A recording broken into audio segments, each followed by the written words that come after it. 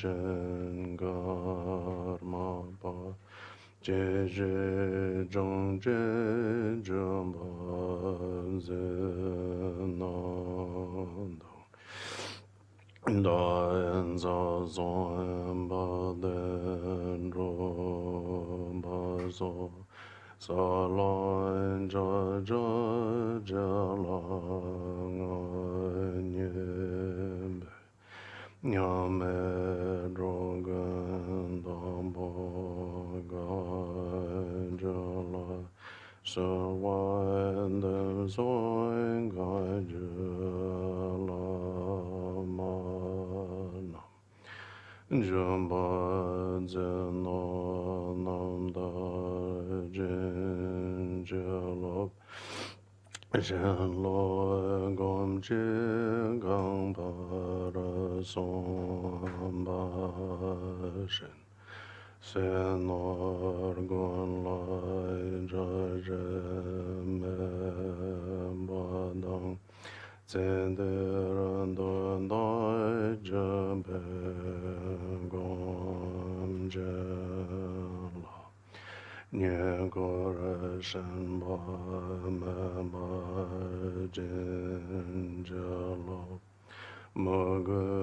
gom jin go wo som ba shen meng an der go jen be la ma la Jun do zul wan de be gom je la je men me ge je wa jen je lo Ying me gom jing ge shi zon ba shen Gang sha ren dong be ngo wo zo ma de ma zhen den ga ra zhou be gong zhen la gong zha lo dong zha wa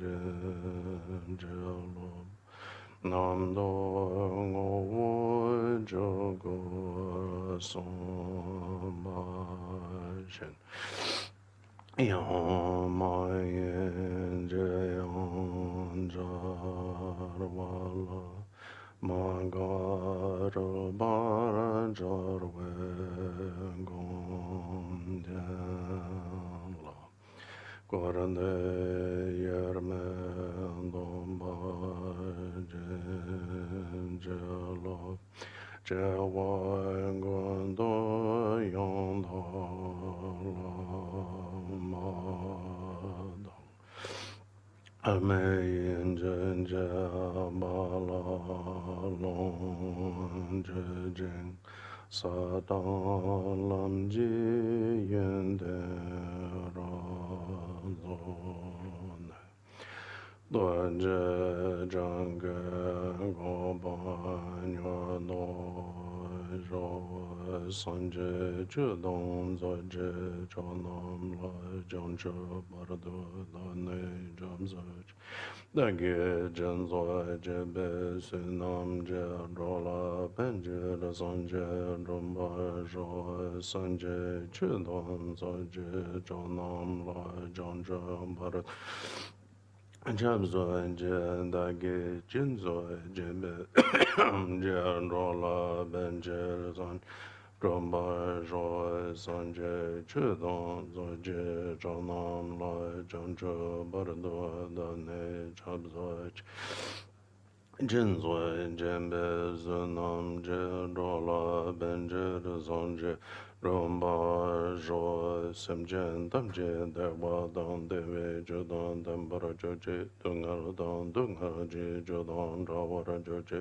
dung ar me de wa dam ba dam me ra wa ra jo je ni ring ja dang ye dang ra dong yam jen bo la ne ba jo je sem jen tam je de wa dang de we jo dang dam ba ra jo je dung ar je jo dang ra wa ra jo je dung ar me Na dam me ra wa jo je ni ring ja dang ye dang ra Tonyam Jimbola Neba George, Semjen Tamche, Dewadon, Deve, Judon, Tamper, George, Dungaradon, Dungarji, Judon, Drawer, Dungal maybe Dewadon, Badam, Drawer, George.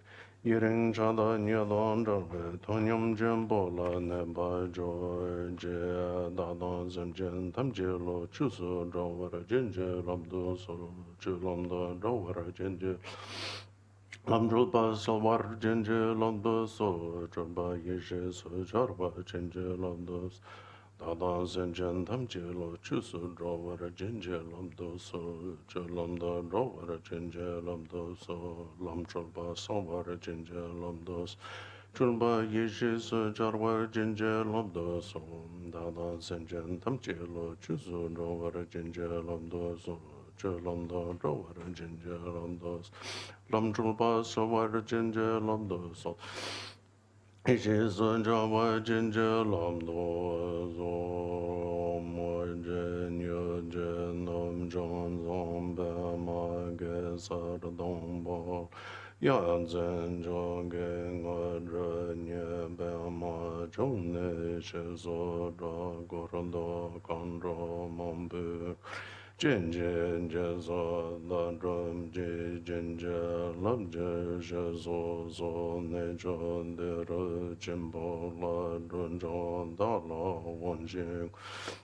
Lo Dan Ba Je Zo Jo Don Do Mo Ngo Dron Zo O Ma Huam Ben Zra Goro Ben Ma Sid Hom O Ma Hom Benzra Guru Bema Tojeng Zar Benzra Samayan Zan Zarba Sinde Pala Hum Arima Harinis Ranzarian Zindaram Rim Zan Guru Kandru Zanjinja Daja Mebe Banana Lula Koye Jinja Longala Sungi Jinja Yala Dongji Jinja Lo Bonji Korbara Jinja Lo Jinja Dampara Jinja Lamji Jombra Jinja Lo Guja Dombra Jinja Lo Boma Hum Benzra Gura Bema Dewa Dagin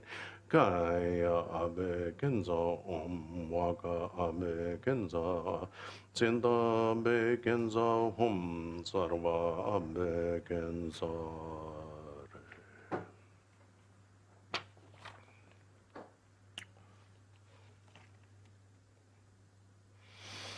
How is the sound?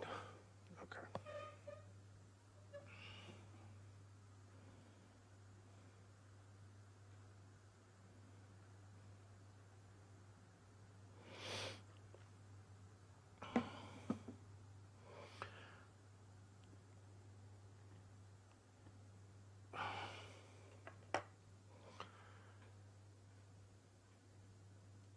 To greatly varying degrees, everyone on this planet is experiencing some form of hell on earth this year. The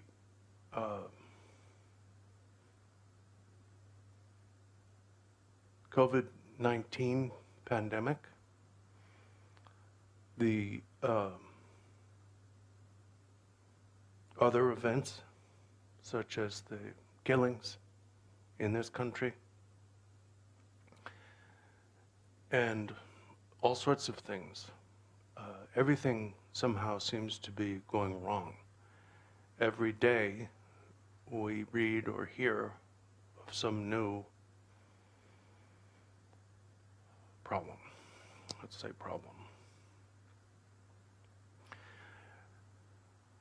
It is in situations like this that we need Dharma the most. Well, we need it all the time, but it's in situations like this that we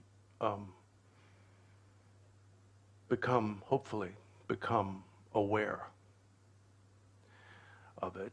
And it seems that it's in times like this that we can actually grow. We are experiencing some kind of multi-level desperation. We are desperate.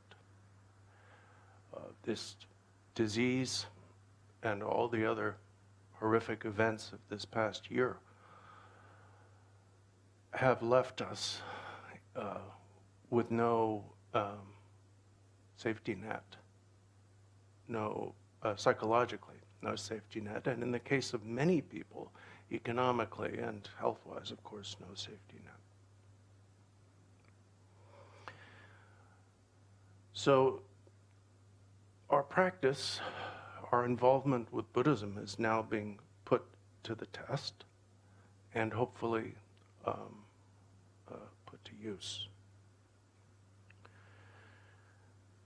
I thought that what we could share this weekend is a few ideas that I have heard from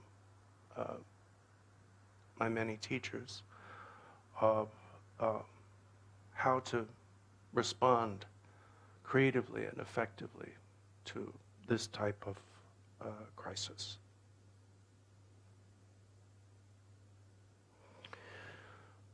This morning, I think we could begin by looking at two principal aspects of our attitude toward Dharma. And I don't use the word attitude in the pejorative sense. I just mean our outlook. And these are faith and knowledge. Probably almost everyone who's listening to this will have heard all of this before, but we are nothing if not repetitive. So, the Buddhist understanding of faith is usually threefold, sometimes fourfold. I'll use the threefold designation because that's what we find most often. One aspect of faith is belief. Another aspect of faith is desire. And a third aspect of faith is, you could say, awe or wonderment. Now, the relationship between these three is explained in a couple of ways. Sometimes it's said that they are faith for different aspects. So that, for example, Lord Gyamtso says that a belief is belief in causality, causation. And that awe is your attitude toward the three jewels. That's how you feel. And desire is the desire to become a Buddha for the benefit of others. Sometimes it's explained that these are three stages in the development of faith toward any one object, whether it be your guru or the Buddha or the Dharma, and so forth.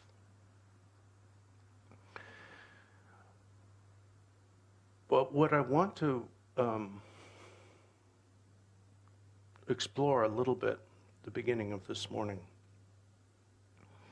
is the relationship between belief, desire or aspiration, and awe or wonderment. Whether we view these as sequential developments in one person's faith toward any one object of faith or not, it seems that there must be belief to start with. Nowadays, we don't like to talk about this because it sounds very, very old-fashioned and authoritarian. But you're not going to practice meditation unless you believe that it's going to help you. And sometimes I think that we find ourselves unable to practice as much as we would like to. And sometimes that is because our belief is lacking. Now, Buddhist belief is not supposed to be taken on authority. So, and this is really brings us to the sense in which these three types of faith are not strictly sequential. We may need belief in the beginning, but when through belief you practice meditation, you start to experience awe or wonderment. You experience qualities, attributes within yourself, within your teachers, within your Dharma siblings that you had never even imagined could be possible. And that in turn obviously increases your belief. So you have a little bit of belief, well, maybe if I meditate it'll help me. And so you try it, and eventually you start to change. You start to become a slightly more decent person, hopefully. And that in turn gives rise to the desire or aspiration to become better, to become a better person for the good of others and for your own good. So, faith is kind of the affect, and I guess we could say triple affect, of our outlook. And the other aspect is knowledge. And we definitely need knowledge. In his communal teachings, Lord Gyamtso mentions that faith without knowledge is not sufficient. And it's really knowledge that informs faith and sharpens it, guides it, and keeps it on the level, keeps it on the path. When he was teaching in Delhi, I would guess about 10 years ago, His Holiness, the Joan Karmapa, made the remark that faith without knowledge will become some form of extremism.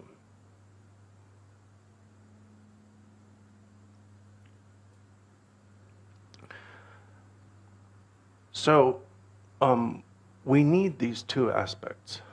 We need to have faith, but we also need to have knowledge.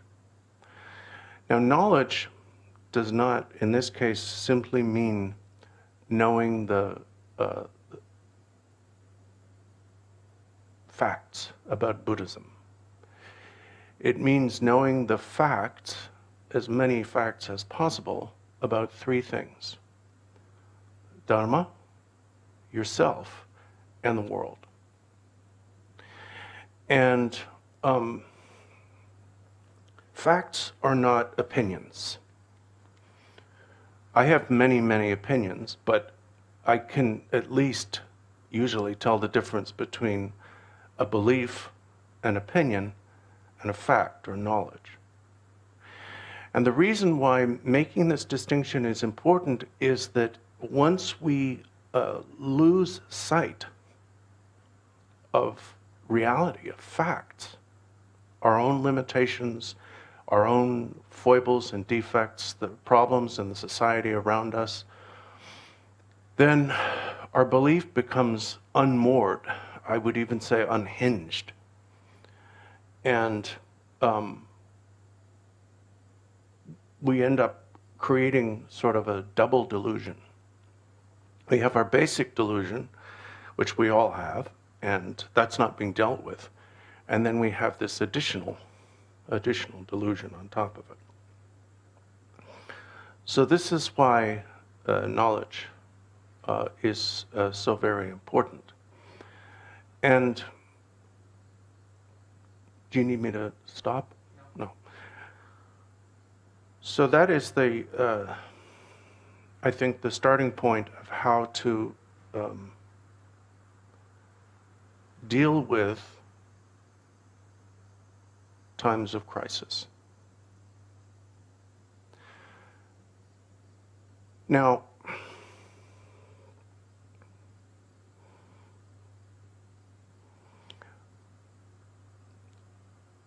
we must be, faith is open. You could say faith is optimistic. Faith looks on the positive side. And knowledge looks at everything, looks at the environment. And we need both of these to deal with, well, to deal with anything, but especially to deal with crisis. Okay. I think that's enough about that.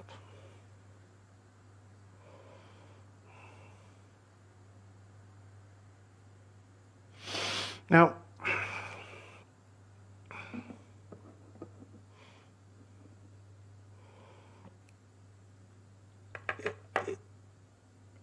I can really only talk about what I'm feeling because I can't see what other people are feeling. I can hazard a guess based upon things people say and so on, but, you know, we really only know ourselves. So I'm probably going to be talking about my feelings about this crisis. And when I look at the way I'm feeling and the way other people indicate that they're feeling, I'm basically dealing with three problems: fear, anger, and sadness. If we limit our discussion to this health crisis and its economic implications, and not that that's the only bad thing going on in the world, but let's talk about that. I am afraid of this disease. I am afraid that my child might get it, that I might get it, that other people I know might get it. I'm afraid of that. That fear is real. In other words, it comes up, it disturbs me. I'm angry that we have not done better. And I'm sad. I'm sad at the loss of life. I'm sad at the increasing poverty, and I mean, who knows what the other effects of all this will be.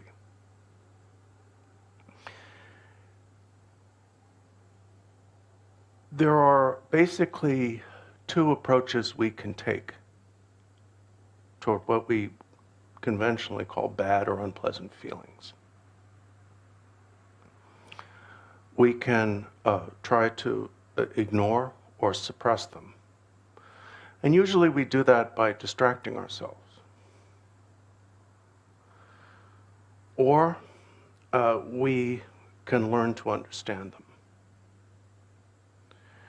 And this is where faith and knowledge come into use or play in dealing with these types of things. We have to have the faith that we can deal with our fear, our anger, and our sadness. But we also have to have the knowledge of exactly how to do this. So,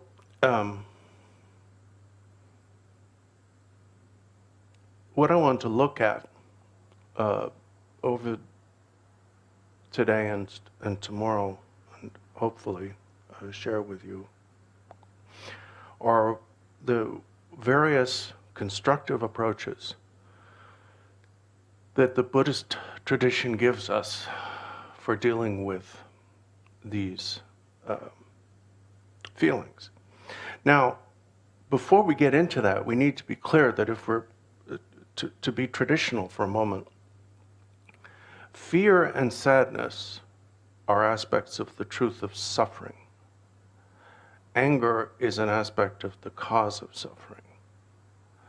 So, although we suffer when we're angry, anger also causes more and more suffering. It accumulates, causes us to accumulate karma. So we need to, I suppose, be careful in distinguishing between states of suffering and states that cause suffering. Now, sadness makes us suffer, but it's actually sadness and fear are said to be the result of previous mental states or actions. Now, when you're only doing this in one language, you really get through a lot of stuff very quickly, and then you kind of run out. Because if you go on and on and on, people fall asleep. I mean, they just can't, you know.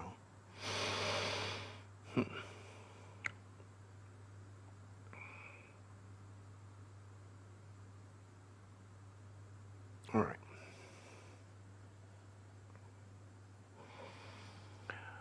There are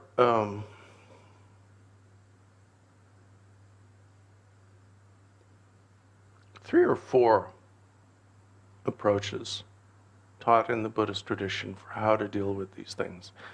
And I think that it's easiest if we just think of them as 3. I mean, you know that we love to divide and subdivide, and, you know, but basically there are 3 methods that we have at our disposal that really anyone can try. You know, now we'll get into the difficulties of this, because obviously if this were easy, we wouldn't need to keep on doing all of this. And these 3 methods are reason. We should always begin with reason. Mind training and looking or scrutiny. Now, I'm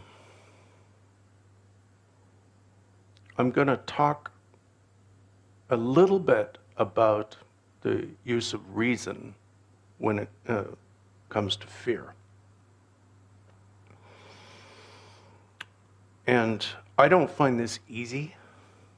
I mean, I can actually feel right now my fear of what's going on, my anxiety.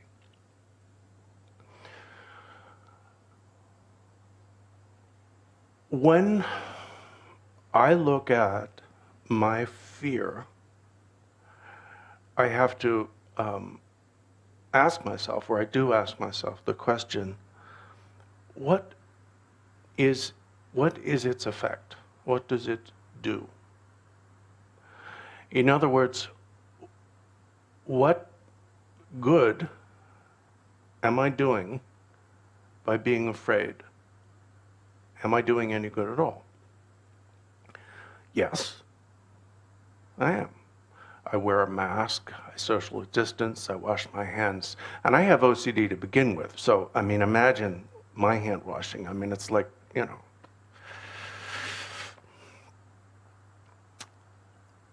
So, that caution is constructive. It is reasonable. We should be afraid of infecting others, being infected ourselves. We should be afraid of our elders and other people at high risk getting sick. And so that's one of the reasons why I mentioned that fear itself is not regarded as a cause of suffering, it's a state of suffering. Fear, while it can be paralyzing, and we'll get to that in a second, is not necessarily a bad thing. you know. You should be afraid of running out into traffic. You should be afraid of doing those things. But if you know you're not going to run out into traffic, it does no good to sit there at home shivering and shaking with fear that you might run out into traffic, because you've decided you're not going to. So therefore, what is the appropriate response to fear in terms of reason? To come to decisions. Make reasonable decisions. I am going to wear a mask. I am going to wash my hands.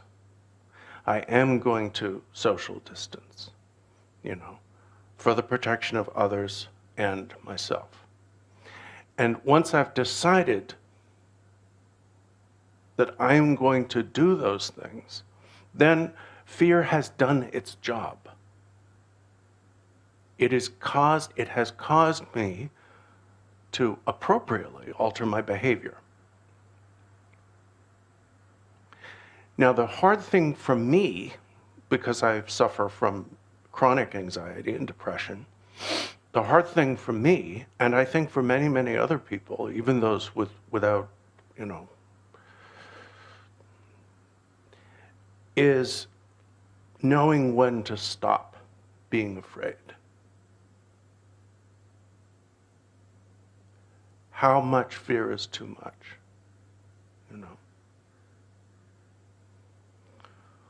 So, the first thing, now originally when I designed this, I knew it was all remote, but I was still thinking of it as guided meditation, and there will be some later on, although I guess people will be doing it in their living rooms, bathtubs, bedrooms, wherever they are.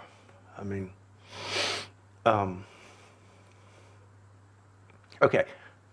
How many people, you can't answer this because I don't see you.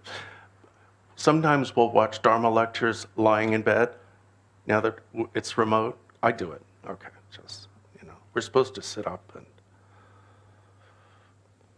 but yeah.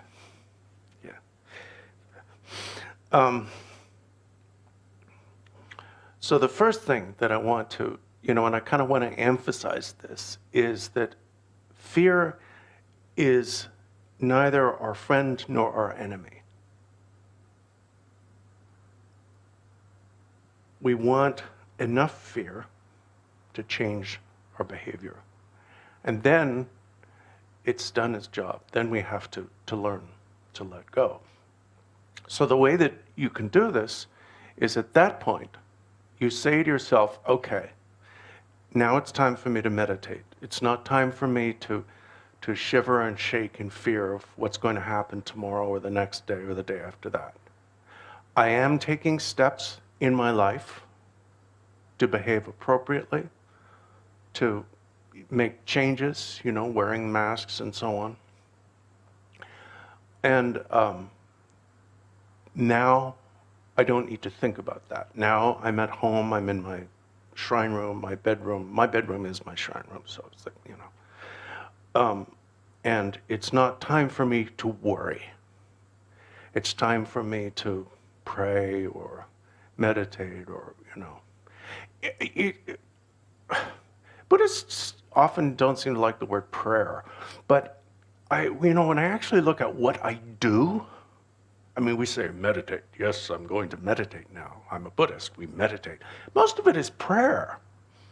Even if I'm imagining myself as a deity, I'm reciting that mantra. Those mantras are prayers to the deities. They're invoking them by name and so on.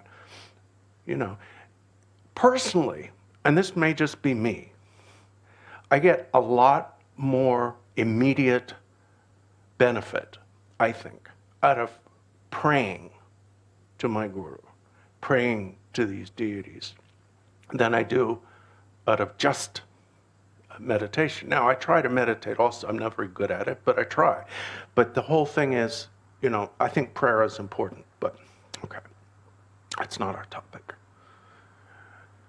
Are there any questions yet? Because I want to...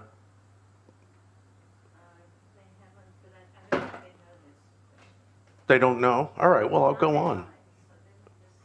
All right, well, So I want to stop intermittently so people can get a break and I can get a break.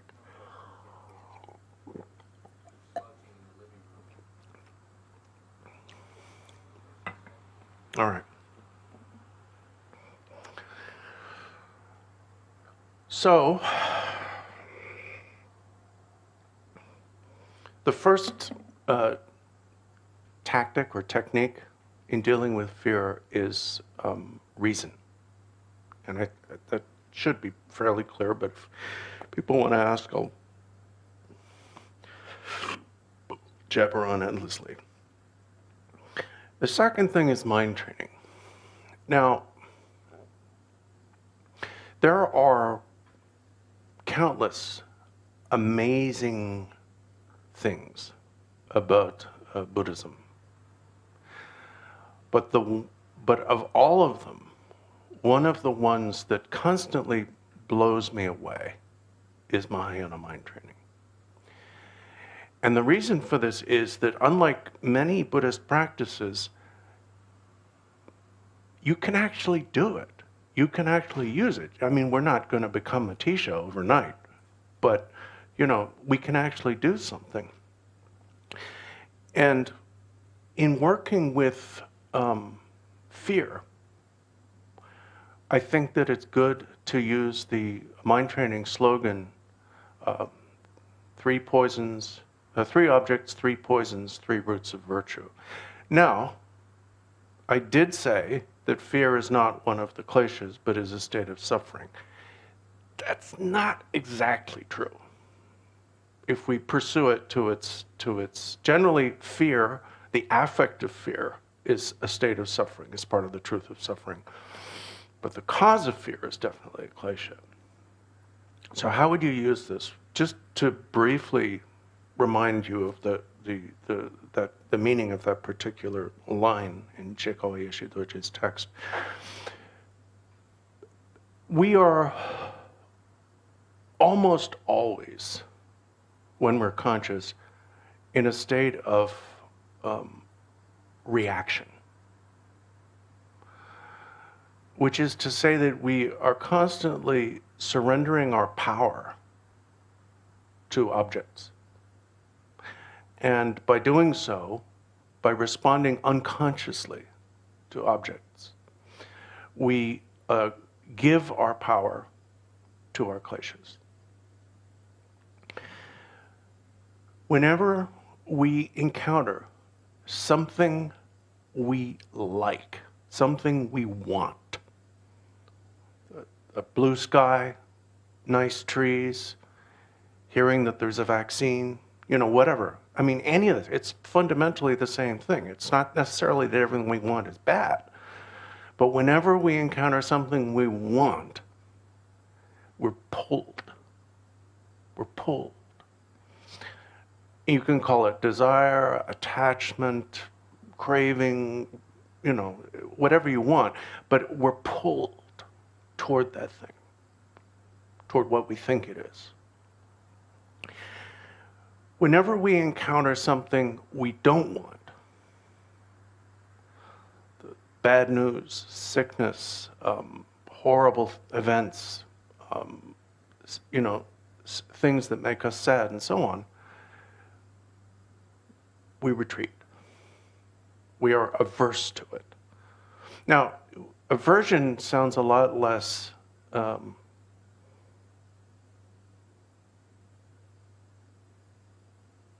extreme than anger or hatred, but they're fundamentally the same thing.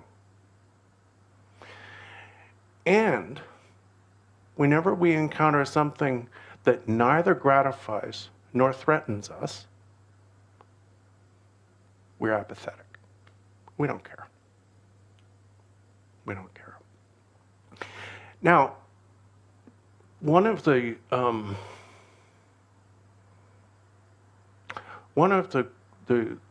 most helpful things I ever heard His Holiness the 17th Karmapa say, and I think it was at Harvard, but I may be wrong, and I'm not just name dropping, when we were at Harvard.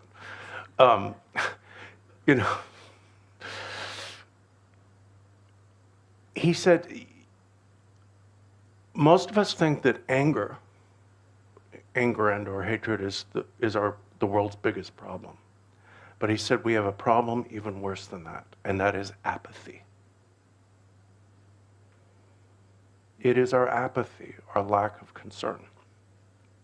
So those are the three objects, the three poisons. Now, how do they become three roots of virtue?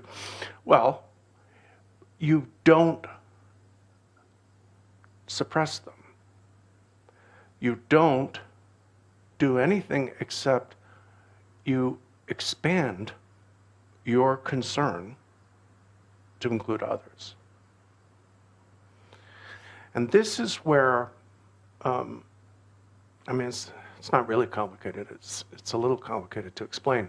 This is where the borderline between the fear that is our friend and the fear that is our enemy really lies.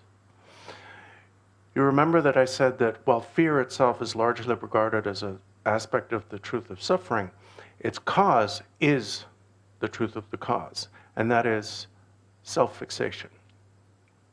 Now, we love to use the term self-fixation, false identification. We have all these terms, and they don't hurt. What we're talking about is selfishness. The cause of our being pulled, the cause of our being pushed away, and the cause of our not caring is selfishness. You know. I know this because I am, and I'm not trying to con you with false modesty. I am a selfish SOB. I know it. I see it. I see my thoughts. I know what's going on in there. It's not pretty. Just be glad you can't see it. You know? And so when you take selfishness out of the picture, these three poisons are no longer poisons. So how do you do this? Well, let's talk about fear, because that's what we're talking about right now. When I feel fear, it's usually directed at fear for my daughter, myself, other people I love. But then if I think, okay, right now, hospitals all over, we're just going to talk about COVID here. Hospitals all over the world are full to bursting of people who are not just afraid, they're actually suffering intensely from this disease, and in some cases, they're dying. What about them? Yeah, I might get sick. People I know might get sick. I mean, I do know people who've had this, or know of them. But never mind might, there are people dying right now. People sick unto death right now. Why should I fear for myself? I should fear for them. Fear is fine. There's a lot to be afraid of, but I should fear for those who are in the greatest danger. Who are living in hotspots, who are unable to social distance, who first responders, essential workers, the elderly, people at high risk for other reasons. If I'm going to fear, all right, I'm going to fear. I have an anxiety disorder. There's no way I'm going to be without fear. I guarantee you. I will be afraid every conscious moment from now until I die. But if I'm going to be afraid, okay, let me be afraid. Fine. Let me be afraid for them. That's the reason to be afraid. That's why I wear a mask. For other people. It actually helps us too, the wearer, but And then the last step is think about how much fear, terror those people are experiencing right now. May only I experience that. Okay, I'm going to be afraid. I accept that. You know, I can't get rid of it. You know, my anxiety thing, it's just not going away. And it's hardwired in there, or, you know, something. But, okay, then if I have to be anxious, if I have to be afraid, they don't. Let me fear for them. Let them be free of fear. Okay, there's a third step, but I want to stop there. If there are any questions. I can't fill 2 hours. I mean, it's just too long.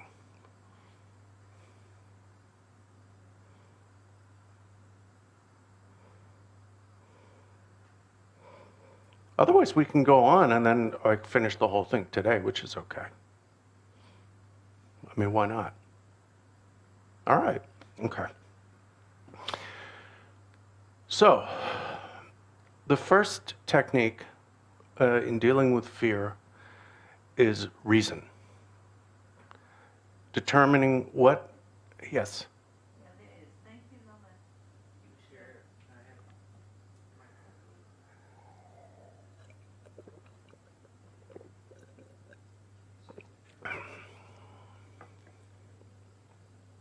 Okay? Yes. Thank you, Lama Yeshe. Can you speak to addiction and OCD at these times? Is there any specific things that can help when you're stuck in the obsessiveness and anxiety? That's a very good question. I was thinking about that this morning.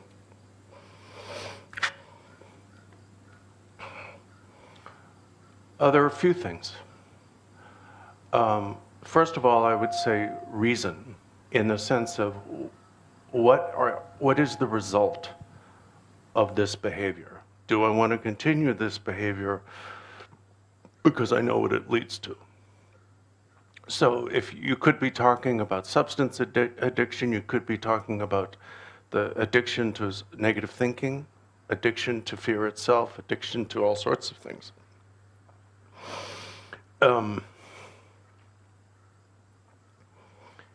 The first step, really is reason. Okay, I've seen where this leads, whatever this is. Each and every one of us has a this. I have seen where this leads. It always leads to the same place. Do I want to keep going there? And you'll only change when you decide, no, I don't want to keep going there. It's dead end. I don't like it.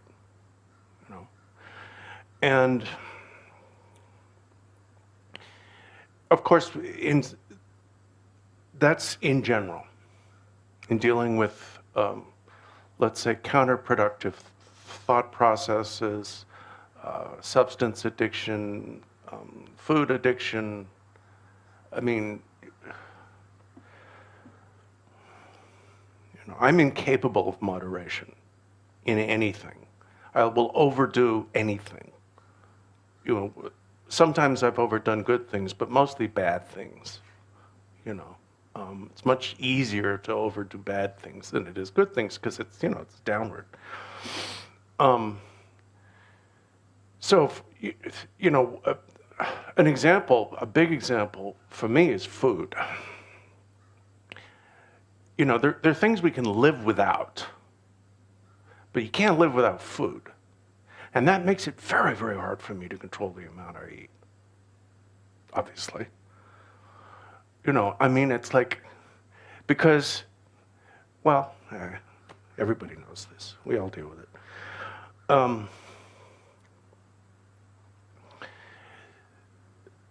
Now, the second part of your question was right now, in this state of crisis, where all of our, we're alone a lot. Many of us work remotely. And it's very easy to slip, It's very easy to use food or alcohol or tobacco or video games, or, you know, in my case, Scrabble. Scrabble's a real, it sounds good, virtuous. Oh, I'm just going to play another game of Scrabble. That's fine. Yeah, but, you know. So it's very easy. You know, I realized when I was a teenager that when I'm being addictive, I want something. Doesn't matter what it is. Could be sugar, could be alcohol, could be food, could be an entertaining book that's effortless to read, could be a TV show on Netflix, but I want something. Well, what is that something that I want? I want to be distracted. Distracted from this underlying pain that I have. Anyway, so in this situation where there are, additional stress, additional opportunity for slipping, you have to, again, use reason. Firstly, what I said before about dealing with addiction in general, whether it's physical or mental. But then secondly, you have to apply a special type of reason now, which is you have to make rules for yourself. And you have to make those rules based upon what you have discovered about yourself. It's like,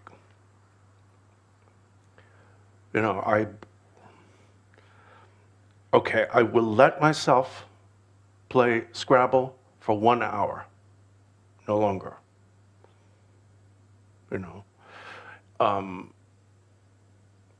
Same thing. I will eat at certain times. I will not snack in between. You simply have to make these rules, and the way to stick to them is observing what happens when you don't. Because when I disobey myself, my own rules, I feel really lousy.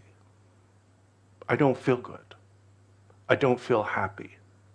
So it actually is worse than obedience. If I listen to my own common sense, then I feel better.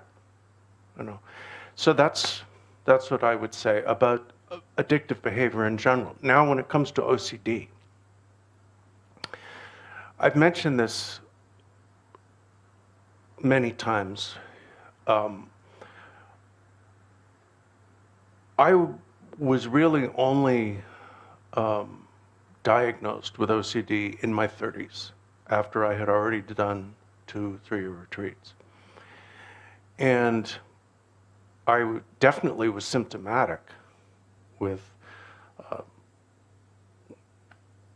depression and anxiety from the earliest age. But in the 60s, when I grew up, it didn't talk about it. And when I became Buddhist, I made a mistake that a lot of depressed Buddhist practitioners do, which was I mistook my depression for renunciation, or the desire to be free. Now, the thing about depression is depression disguises itself as superior intelligence. When you're depressed, you feel that you see things as they really are. That other times you're deluded, or you're, intoxicated by transitory spectacles or whatever. But now I see it, the world is bad, and I'm bad, and things are going to get worse, and and that it's very hard to argue with yourself when you're really depressed. And at least in my case, some people, they have anxiety or depression. Mine go together. They're just like, it's an obscene reference, but it's like the unity of appearance of mind's lucidity and its emptiness. That's my anxiety, depression are an indivisible unity, but not a good one. And I mention this simply because, to answer your question honestly, without medication, I'm hopeless. I started taking medication for OCD when I was 42, 43, and I stopped it unwisely at times when I thought I was better. And I thought, well, I've established new habits, neuroplasticity, bada bing, bada boom, the whole thing. No.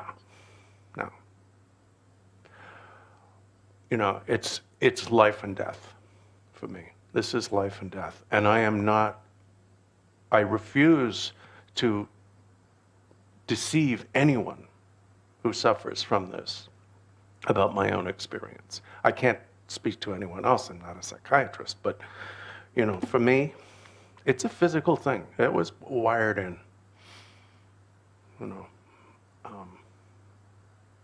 So that was that question. Any others? Yeah, actually, sorry, I put on mute. Is it on now?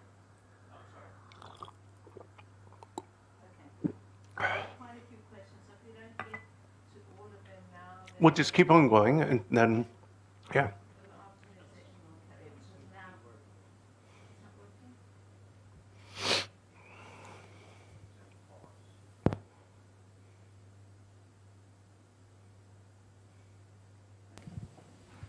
Okay. Thank you for addressing the issue of fear as a possible klesha or cause of kleshas, and acknowledging that fear is a state of suffering. ... So I'm not sure if that's a question or not. Well, I think that fear is a state of suffering that is symptomatic of the klesha of selfishness when it is a klesha. I don't know what bodhisattvas or Buddhas experience when their concern for others is probably the equivalent, but it's not the same. It doesn't have that poisonous, wouldn't. Is that it? All right. Sorry, I'm trying to get this because if it's too close to me. Okay. Oh yeah, that's better. How do I meditate best for a Rinpoche's health? See him in my prayers as Guru Rinpoche and then doing medicine Buddha. I imagine the Buddha in front of me, but I'm also praying for his health. Anything, really. Yeah. I think anything. It's the concern, the love that matters. Somebody's saying, all right, let's do this, and then if you have a longer question. How do we develop the habit of remembering other people's suffering while we are suffering? That's a good one. Yes.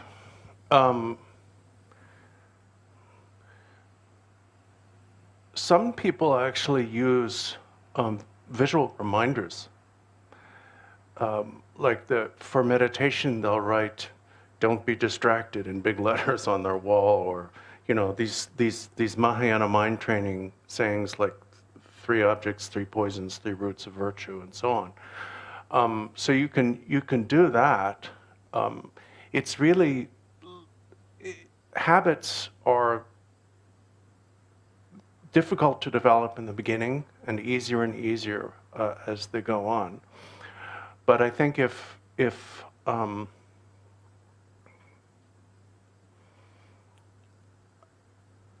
the thing that's important is not to exclude yourself from your compassion. His Holiness talks about this a lot, or has. You're a sentient being too. It's not a sense of I shouldn't care about myself, I should only care about them. It's like we're all in this together.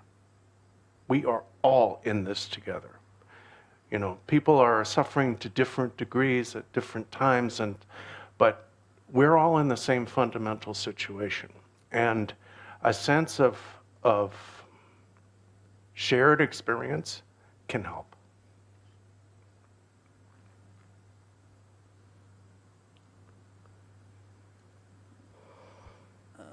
Okay.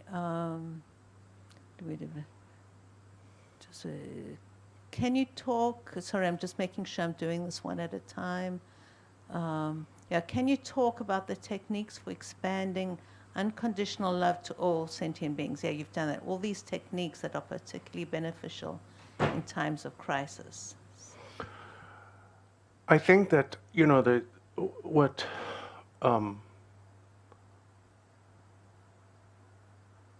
both Bardo Rinpoche and Lama Trotop have very clearly taught here in different contexts that you can't jump into unconditional compassion for all beings. You have to start where you are, where you're starting. So you start with cultivating a compassion for the person you love most. And in fact, you can't even start by cultivating compassion for them, because compassion is predicated on love, the desire that they be happy. Compassion is therefore wanting them not to suffer. So I think you need to start by cultivating love and then compassion for one person, and then expand it. I mean, we know whom we love. Start with the person you love most, be it a parent, a child, whatever, and expand from there. I don't think it can be done, because if we do it as a generality, it's very abstract.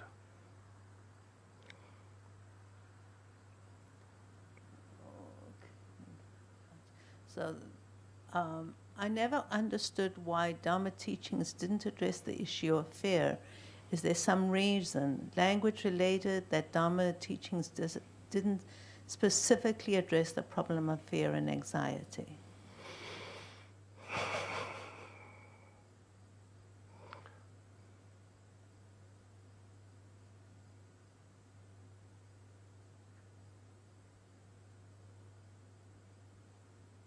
I wondered that myself. I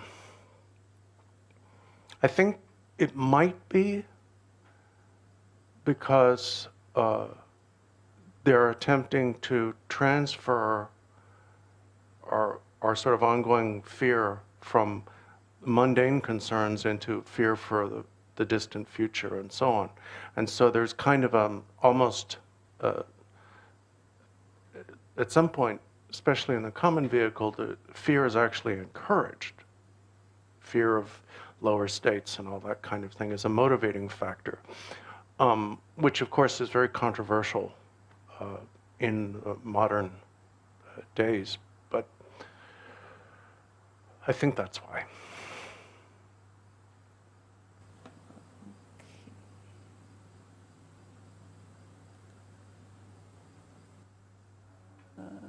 Yep, I think, and that's it. And I don't Okay. know where the message went. They said, I've got a question, but All it right. was in one of Well, the medias that I don't know where it went. all right. So we'll continue. So what we looked at a little bit in the beginning was the relationship between faith and knowledge, and the need for both. One thing I would add to that is that knowledge without faith is very sterile. It really doesn't seem to do us much good. And then we've spent, I guess, most of the last hour talking about working with fear. And I went through two approaches of reason and the Mahayana mind training. The Mahayana mind training approach is pretty much going to be something of a common theme. The third way of looking at fear, of working with fear rather, is to look at it. Now, we have to be careful to be precise in our language, because normally if I say look at fear, it means look at what I'm afraid of. But that's exactly the opposite of what we're talking about here. We're talking about looking at the fear itself. The fear is simply the shape that your mind is taking at that moment. One of the things that we do, and this won't get rid of the fear. We're not trying to get rid of the fear. If you're trying to get rid of the fear, it won't work. But one of the things that can help is that usually when, I'll use myself as an example, when I become particularly afraid, through obsessive thinking or through reading the news, which I've had to limit, I'm not looking at the fear. The fear is kind of like an MC, a master of ceremonies, who's trying to get me to pay attention to the entertainers. And the entertainers are the things I'm afraid of. But things you're afraid of and fear itself are different. They're very different. And the deception of fear is that it makes us lose that distinction. So we make a false distinction between, we fail to make a distinction between the object of fear and the fear. And I'll give you a specific example of this. And then we make a distinction that is false. So for example, let's say, I have the thought, I didn't wash my mask this morning. Maybe it won't work. And there's a feeling of fear. It's physical. When I experience fear, I can feel it in my knees. I can feel it in my belly. Sometimes I'll shake, actually. That fear, that mental and physical, and I don't want to get into, for our purposes, the distinctions between mind and body, but let's talk about body-mind. The fear in my body-mind is me. It's not other than me. And the object of fear, the thought that maybe there are, COVID germs on my mask or whatever it is, that's different. That's a speculative idea. So one thing I can do, and I don't want to push this idea because it can be distorted and sound too highfalutin, but basically one thing you can do when you experience heightened fear is look at it. Because the actual fear concentrates you in a certain way, or it can distract you, but it can concentrate your mind. So that the third thing to do with fear is look straight at it. It's your fear. It's you. It's not, it's not actually coming from outside. The speculation is concerned with externals maybe, but it's there. Okay. Here's one more question. Good, because that's really the morning. Yeah, okay. All right, so thank you, Lama Yeshe. You talked about faith earlier. Let's say 95% of people of faith have faith in other religions. Is this similar to Buddhist faith, and should we rejoice in their faith? I think we should rejoice in their faith. I am in no way qualified to assess whether their faith is the same or I think definitely we should rejoice in faith. I don't,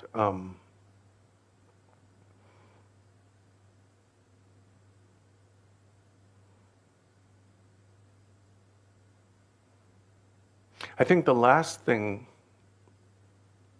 we need as Buddhist practitioners is to become sectarian and judgmental.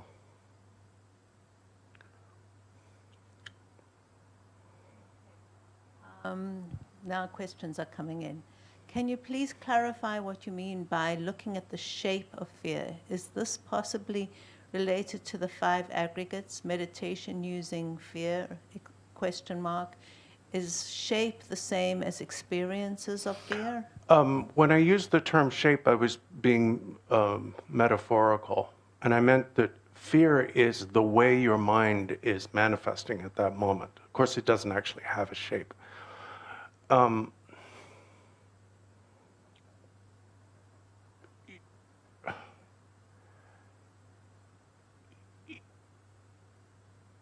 Okay. First of all, any emotional state is maintained. It's caused by various things, habits and whatnot, but stimuli and so on. But it's maintained as a chain of thoughts. You know, moods are made up of thoughts. And so, all these images are going to be misleading if they're taken as solid or literal. But it's almost like thoughts are packets that carry that mood. So we're talking about fear. So let's say I give rise to a thought of something I'm afraid of. That thought is not going to stick around. It can't. But if my habit of being afraid is strong enough, it will cause that thought to produce another one that is similar to it. And that will produce one similar to it. Now, they're not the same thought. They seem to be the same thought because they're similar, but they're not the same thought. Each thought is different. And so the only thing that keeps that chain of thoughts from, continuing is a habit. Without habit, the first thought will disappear, and then that's it. Another one will not reoccur.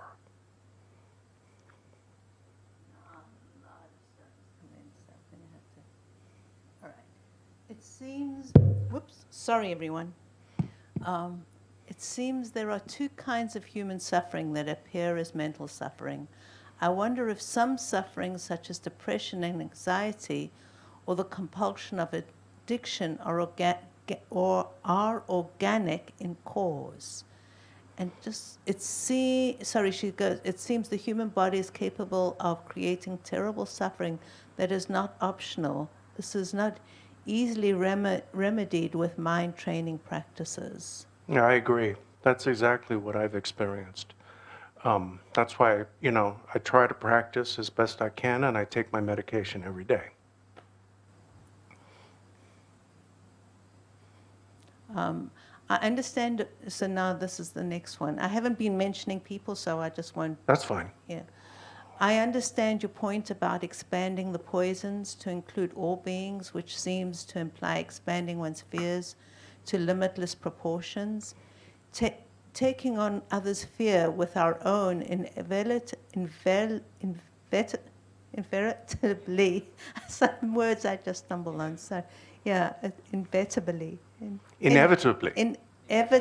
Inevitably. There we go. Sorry, everyone. Inevitably. Yeah, it makes sense. But how does that not become paralyzing if taken to ultimate conclusion?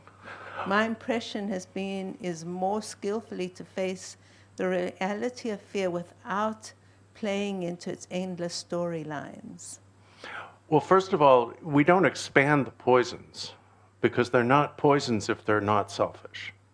So we expand the response to stimuli. So in other words, if I walk outside and I see beautiful flowers, instead of thinking, I want those flowers, I think, wouldn't it be nice if everybody all over the world could see beautiful things like this all the time?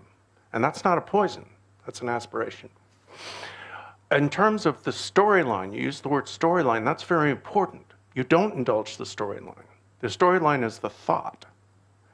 Now, you can make aspirations. May nobody ever have this disease. May nobody ever fear this disease. So on. But that's not a storyline. That's an aspiration.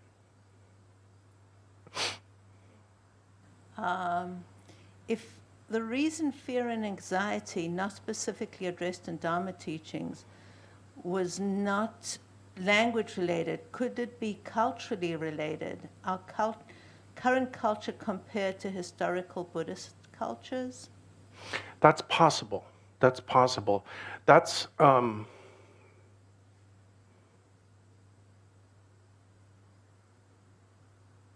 possible, but I don't know.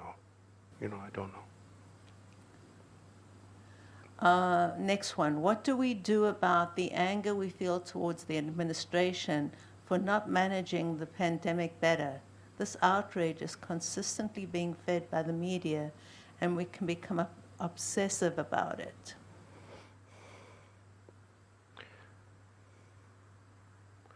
The best thing to do is not dualize, not to think of friends and enemies, but to pray for everyone.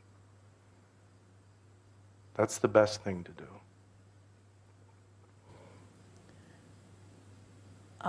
Okay, then going back, the organic suffering that requires medication to overcome seems different to me than the mental clinging that happens when our minds are allowed to run to discursive thought. Yes, that's my experience also. Okay, she said, please comment on these ideas. I agree. I mean, that's but I mean, I can recognize certain types of thoughts that are stereotypic OCD thinking. But over the last 20 years, we've come to recognize that the symptoms of OCD, to use that as an example, because it's what I've got, it's about all I've got, is OCD. The symptoms are much broader than we thought. It's not. I mean, there's a lot of stuff. There's a lot of little funny little things that are now considered part of that. And this is, when we're talking about an actual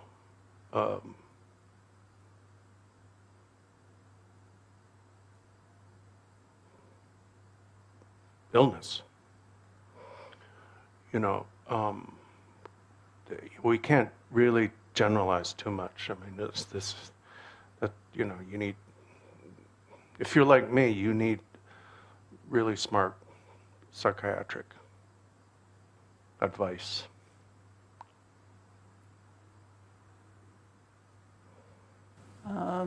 Sorry, and I didn't realize she continued on this. Is it better to rest and simply witness the depression, the grief, and work with it in that way, rather than attempt to change the organic state that with practice or training?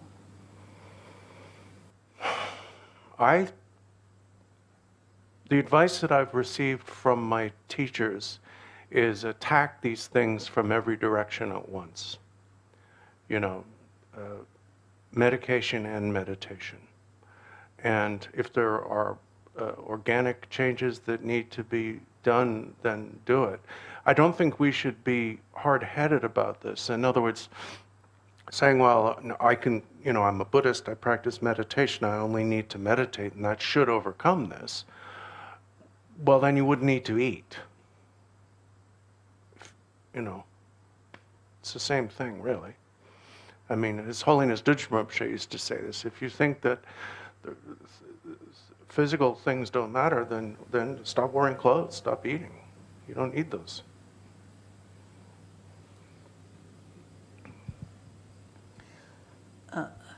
Should I go on to the next one? Yes, please. Yeah. What are your thoughts on going to a therapist? Can that sometimes actually strengthen your self-cherishing attitude?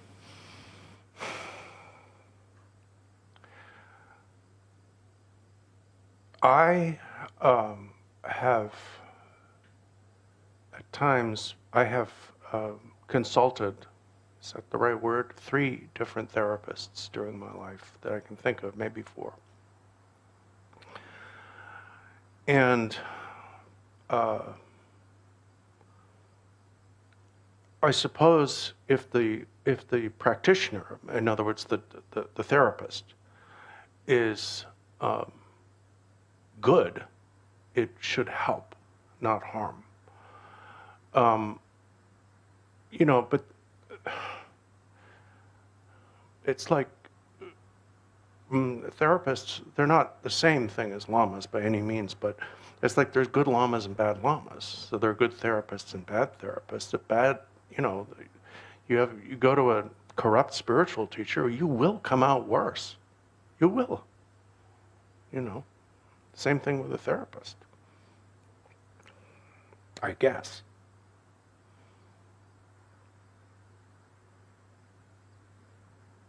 In addressing His Holiness's comment. Oh, okay. In addressing His Holiness's comment about apathy, can you expand on his recommendations beyond practicing Dharma? Did he talk about social and political engagement in any sense? Yes, that was the context. He was talking about climate change, not only, but the address or talk that he was giving was about climate change.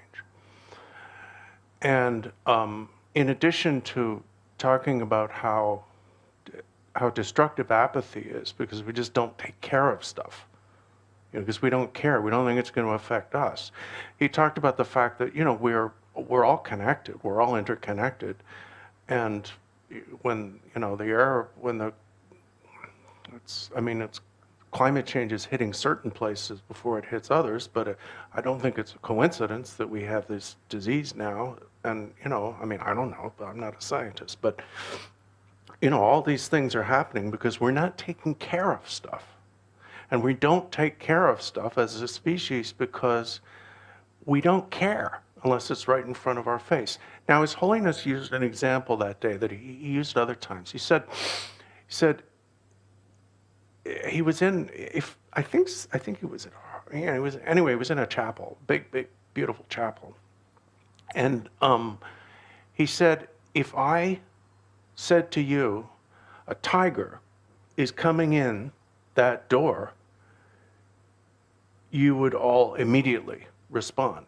But he said, if I said to you in 50 years, a tiger is going to come in that door, you think, well, we got time, we can deal with it later, And he said there's something, he used the word wired, the English word. He said our brains are wired strangely in that we ignore dangers unless we perceive them as imminent.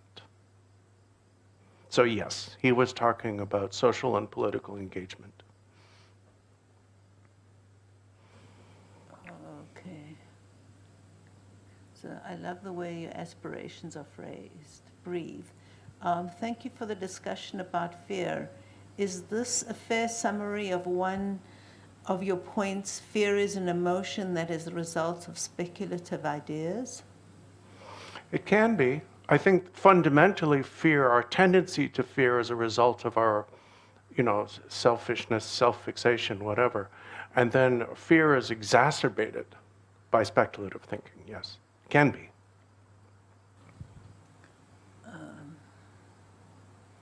All right. Most therapists do not really have a clue. A doctor has such insight of great knowledge, dedication, and compassion are present. I don't understand the sentence. I'm going to go on because I Okay. thought I might have read it wrong, but I don't think I did. Can you talk about devotion for one's guru as an antidote to fear?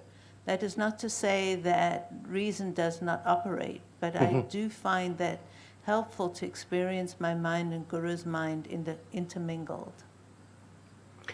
If you can do that, then that is, as we always say, the universal panacea. But and it's individual. If you have such devotion for your guru that you can actually experience the mixing of their mind and yours, then you may not need much else.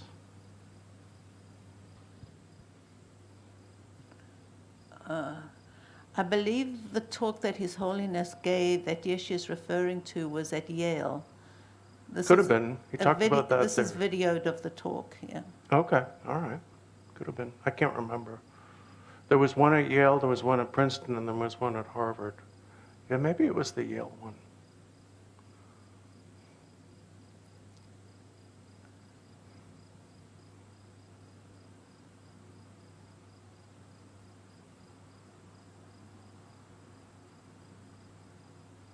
Should I go on? Yes, please. It gives me a broader outlook, and this dissipates fear and decreases paralysis of fear. I don't know, there's some words I just can't say. Sorry, everyone, I'm visual, so sometimes talking is hard. Anyway, that was the continuation of the Guru. Okay. Okay. All right, next one. There are a number of Buddhist therapists out there. Here, now, I recently had a session with a 35-year-old practitioner that his clientele is mostly people in the arts. She was terrific. I think she's replying to the question before about,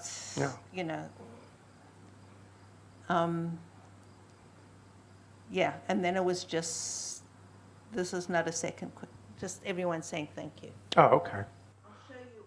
I'll show you the chat afterwards, so you can see everyone's comments. Oh, okay. All right. So, are we out of questions? I think so. All right, then maybe we should stop and dedicate the merit. So we could do the short dedication on page 7 this morning, and then the full long one this afternoon. There is one question. Okay. I couldn't get it on chat. It's on my face. Okay, that's fine. We can wait. We can do it. Oh, that's fine. We're not in any hurry. I mean, we're doing good time. Using the term look at it obviously does not mean to use your eyes. So we are back to mind viewing or considering mind. The instructions for that are varied. Would you give some simple specifics?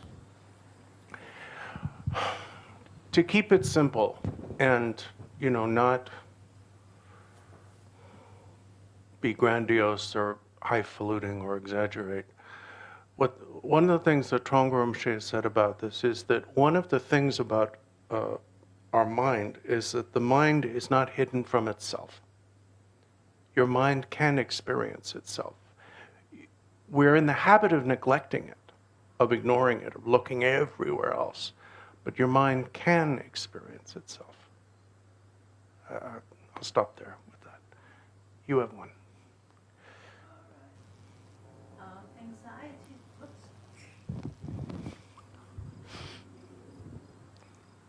Anxiety is the fuel of my negative behavior. Can you talk about All right. Anxiety is the fuel of my negative behavior. Can you talk about the antidote to anxiety through practice?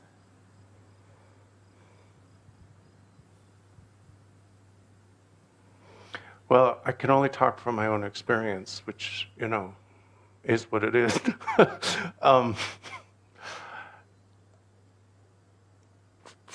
The two things that have helped me the most in my life so far in dealing with anxiety are, first of all, as I said before, the correct medication, particular medication, correct dosage. And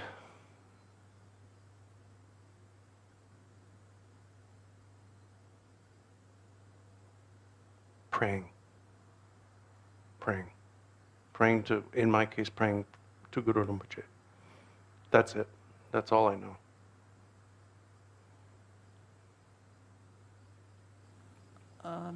Why does the isolation make some people become mentally unhinged while other people seem to thrive? You got me. I have days where I'm thriving and days where I'm mentally unhinged. So I don't know. You know, we are all in the same boat. I can even be mentally unhinged at one point of the day and then thriving at another point. I don't know. I don't know.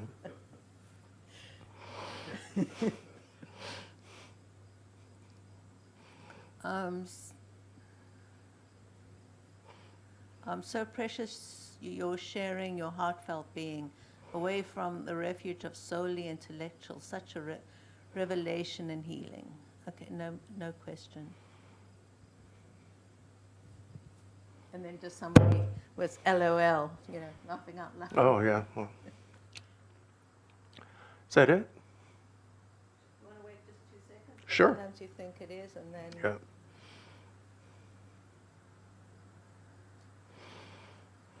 Also, why it takes longer is there's a time lag. Oh, I know.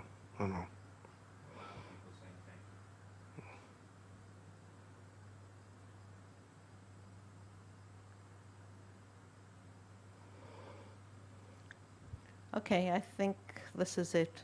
Okay. And if any more come in, we could do it this afternoon. Yes. Okay. So let's dedicate the virtue. Sunam diye tamje zikbanye tonenye pe ranam pamjene cheka nachi balap trupai sipe tsola drowa drowa